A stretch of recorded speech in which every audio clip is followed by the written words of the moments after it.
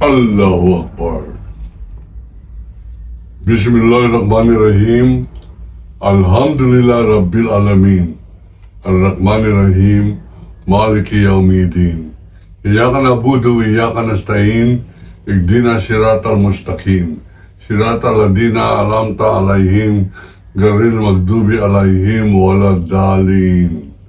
Amin. Allahu Akbar.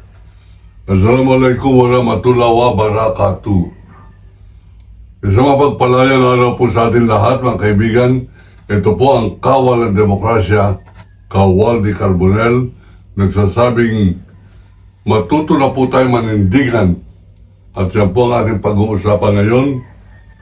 Ito pong mensahe natin sa araw na ito ay napaka-importante at itong dahilan kung bakit magpapatuloy po tayo sa anumang bumabagyo man, kahit na anuman napipinto kung minsan na nakakaroon po tayong karamdaman, pinapagpatuloy po natin ang ating pong YouTube channel upang sa ganoon makatulong man lamang sa ilang Pilipino na makapag-isip-isip ng Pilipino ay may dangal, ang Pilipino ay may tapang, ang Pilipino ay may integridad, ang Pilipino ay may wagas na pagkatao, at ang Pilipino lumalaban sa mali.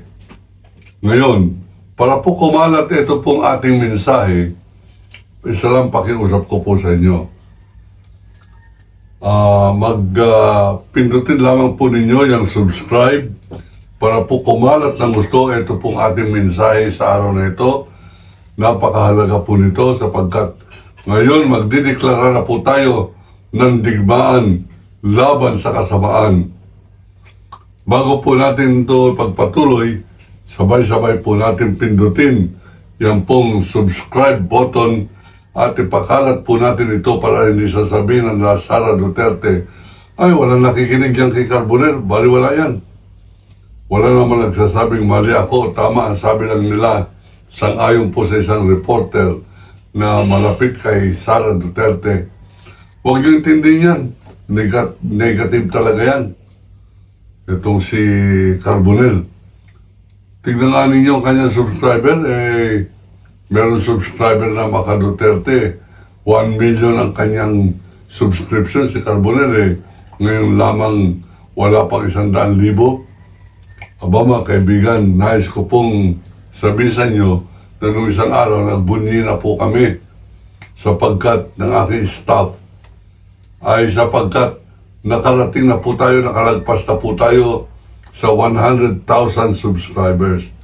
Pakalatin pa po natin ito hanggang makarating sa ambassador ng China na Washington po sa Kikosya. Ang ibig sabihin abay, lumalaki masyado itong following ng isang rebelde na Carbonell na ito, itong Muslim na Ilocano na ito. Wasok tayo, Ilocano na siya. Ayun. Inchik po yan, ang sabi niya lipulin na lang mga Ilocanong pareho nito na hindi sumusuporta sa China. Wasaktiyaw! Ang sabi ko naman, kahit ano sabihin mo, hindi kita ulungan, inchik ka. Ngayon tayo po'y magpapatuloy. Una, akin pong binibigyan ng panahon ito pong pagsuporta sa charity boxing na naghamon na alkalde ng maisog na matatapang na Dabawenyo laban po dito kay General Torre. Hinamon po ng suntukan.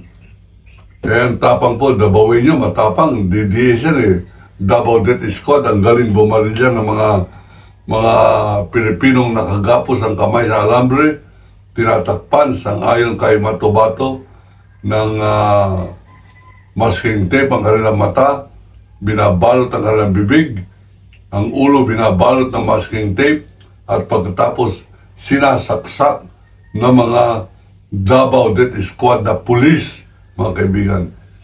Ngayon, meron na po tayong pulis na makatao, pulis na marunong gumalang sa batas, at ang katauhan po niya ay si Gerald Torre. At sapagkat wala siyang kinikilala kundi ang batas, abay pinagtutulong-tulungan siya ng mga kampon ni Duterte, mga kaibigan, na parang sumpa sa bansa nito, na meron pang maka-Duterte hanggang ngayon. Lahat ng kumakampi kay Duterte ay sumpa sa bansa nito. Pati Supreme Court. Hindi tayo natatakot sa Supreme Court. Pakulong ninyo kung gusto, pakulong, subukan nyo, sige o. Dapat po manindigan na tayo.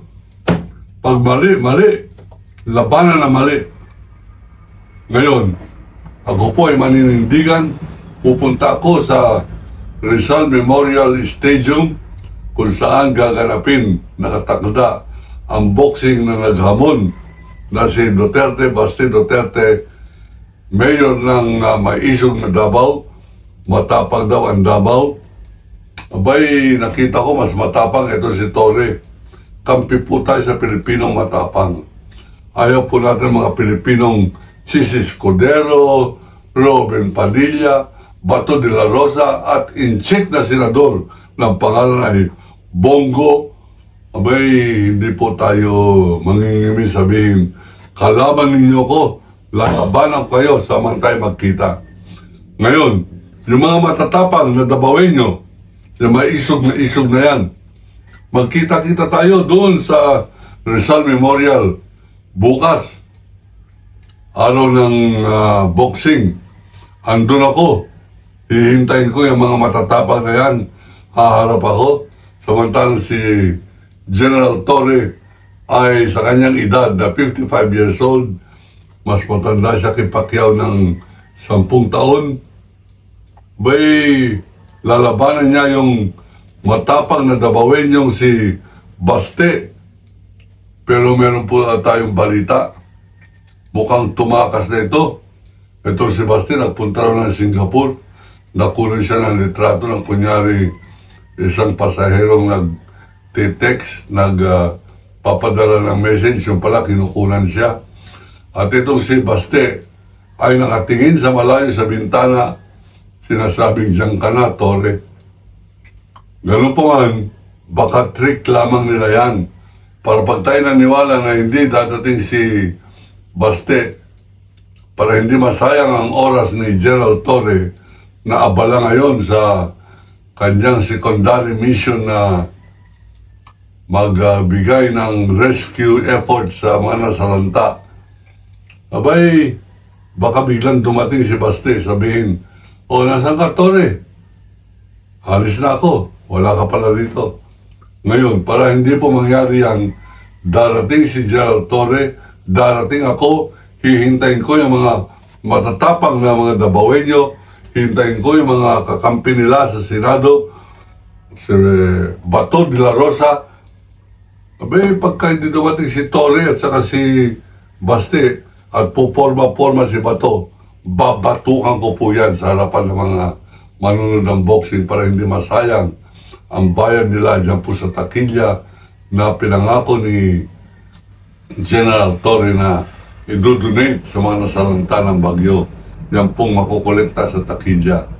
Ako po ay mag-donate din ng premyo para po makadagdag sa ayuda na ipamimigay ni General Torre sa mga nasalanta.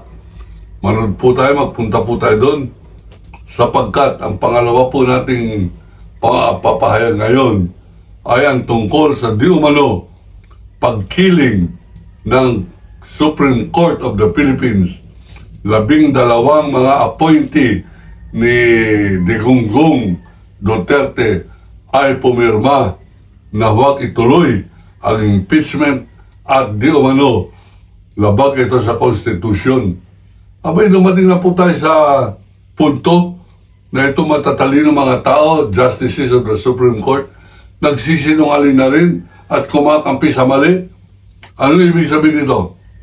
Ang ibig sabihin, mga kaibigan, ay nahahati na po ang ating bansa sa mga maka-Duterte o makalaban ng konstitusyon at ang mga matitinong mga Pilipino. Kaya tayo po ay naninindigan. Ako po ay ang unang kong po anak ay napanganak sa Davao. Ako po ay naging radio commentator, newspaperman, editor ng Davao. Ngunit hindi ko nakita yung anino ni Duterte.